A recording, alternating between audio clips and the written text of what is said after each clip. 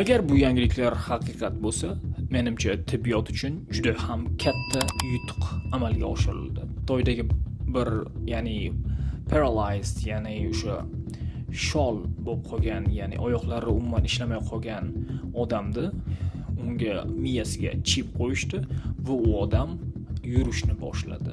Menimcha tibbiyot uchun juda ham yutuqli natija hisoblanadi deb o'ylayman. Chunki yurolmay qolishdan, bunaqa kasalliklardan Xudoning o'zi asrasin deydi-ku. Fikrlaringizni kommentlarda qoldiring. Bu kabi chiplar tibbiyot va insoniyat uchun foydalimi?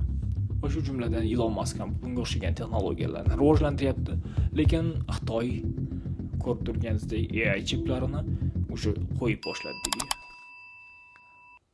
Video foydali bo'lsa, saqlab qo'yishni unutmang. Videoga